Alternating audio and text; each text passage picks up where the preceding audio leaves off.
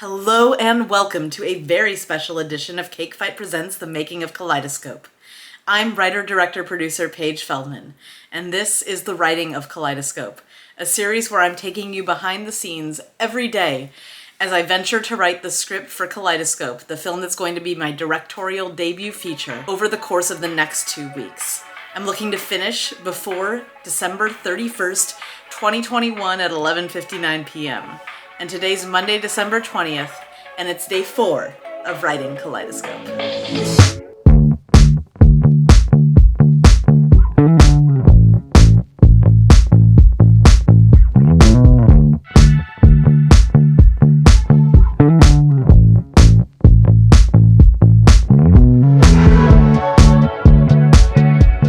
All right, we're gonna make this quick because I just got home from seeing Spider-Man No Way Home, which is excellent and so much fun, but it's also after midnight, technically Tuesday the 21st, but we don't count the day turning over until we go to bed. So today I wrote 5 pages, from page 26, finished that through page 31. And while that's definitely not my goal number of pages, I am also doing my day job today, and I'm doing it tomorrow and on Wednesday, and then starting on Thursday, I have taken the rest of 2021 off. So I'll be able to catch up in the coming days. And as much as I love writing, I want to achieve this goal I've set for myself. I also want to have a life and be a good, fun person to be around, because when I work too much, I get cranky. Just ask my best friend who I was living with when I was studying for the bar.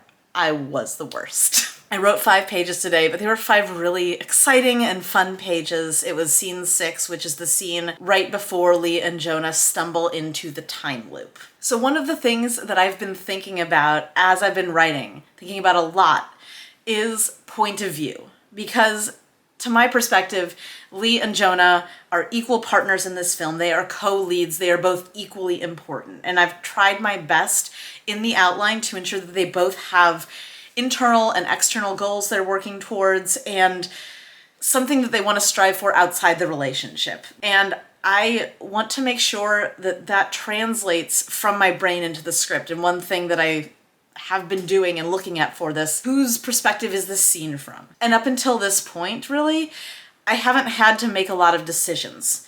They've shared screen time once before, and that is during the party, the very first scene, the party that's going to become the party that repeats in the time loop. Jonah comes over to Devin and Lee while they're arguing, and he and Lee share a few lines, and then Jonah and Devin leave. And that scene was kind of a removed third-person point of view. We did start with Lee, but then Jonah comes in so immediately that's just kind of both of them at the same time and kind of nobody.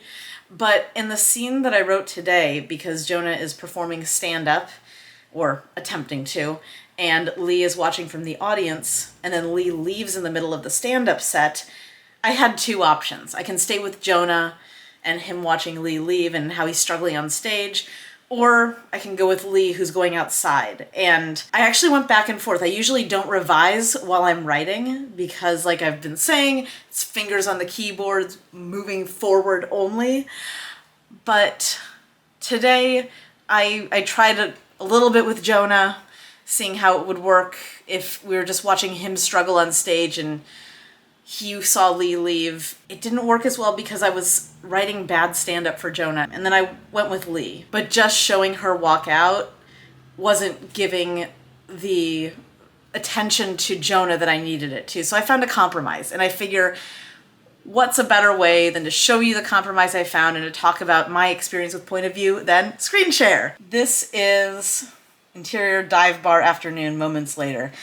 I did say that I drafted in Word. I explained that in the first episode, but I will do a whole episode on fountain markup probably towards the end when I'm actually converting this format into a final draft screenplay because it is directly translatable. It's pretty cool. So, interior dive bar afternoon moments later. Smatterings of applause from disinterested patrons and a big whoop from Devin. Lee applauds politely but unenthusiastically, and Jonah runs up onto the stage. He wasn't running fast, but he's winded. He takes the microphone from the stand and holds it loosely in a clammy, limp hand. The applause dies down, and Jonah stands, sweaty, silent. Deep breath in. Jonah, hi everyone, I'm... Devin cheers loudly. He's supporting his friend, but Jonah locks eyes with him. In the panic, fear, everything shows. He swallows. Lee sees it all. It's too much. She stands.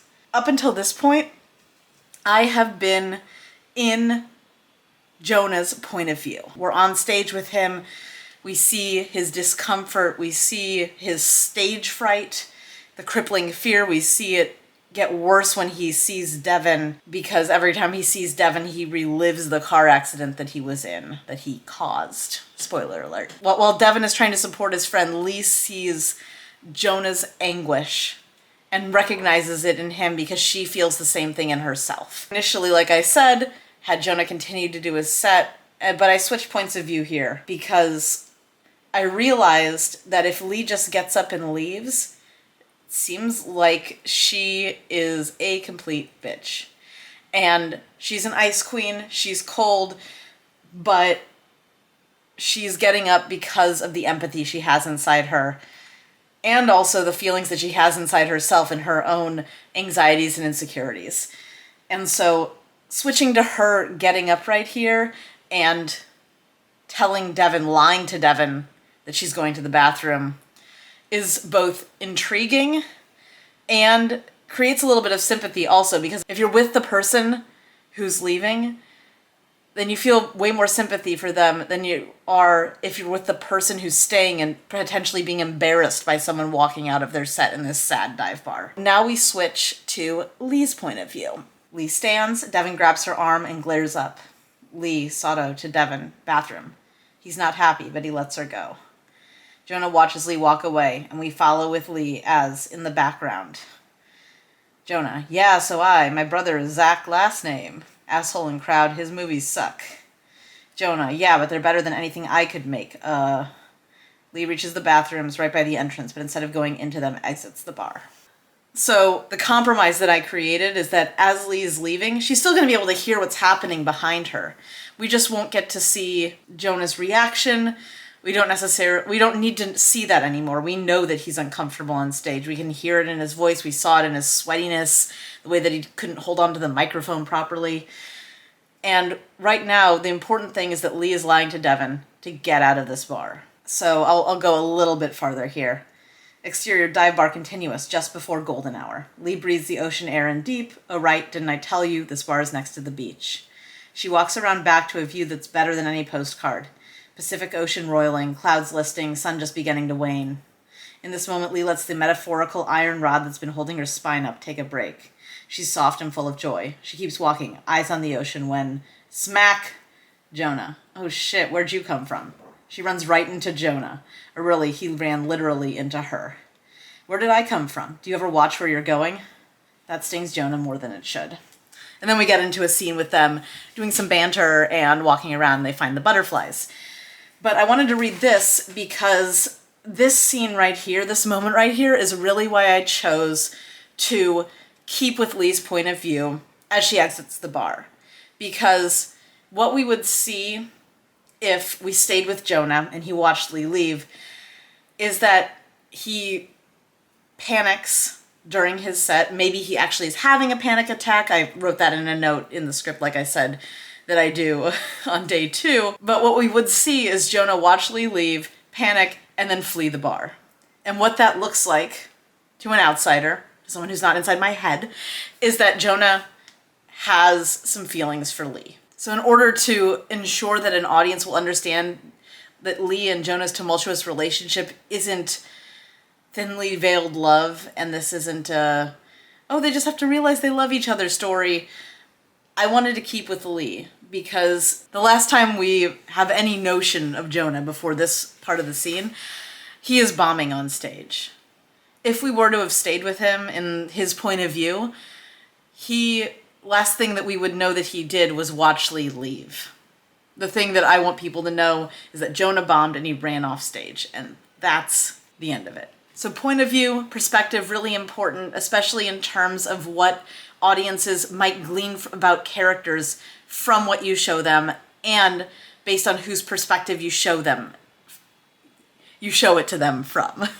I don't have a takeaway beyond, think about point of view. Think about who you're seeing an event's perspective from and how it might change and what implications it might have if you saw it from another way. And the only reason I'm thinking about this is because I have two characters who I want to be equal. And so I need to make sure that I am focusing on the right character for the assumptions that I want the audience to make and the perspective that I want the audience to see. And stepping outside myself and seeing something from the perspective of a person who isn't inside my brain knowing all the story is a skill that I've developed over the years and is really useful to me. And I think I should make a video about that sometime in the future. And when I do, I will put it up here, but I don't have it here right now. If I don't, it's because I haven't made it yet. All right, friends, it is almost 12:45. I need to edit this, put it up, and then go to bed. So I will see you tomorrow for day 5, the last day I can use my only one hand to tell you how many days I am writing Kaleidoscope. Thank you so much for watching, and cannot wait to share more with you tomorrow. What are you still doing here? Just because I told you I went and saw a Marvel movie, are you expecting a post-credits scene? Is that how you think things work?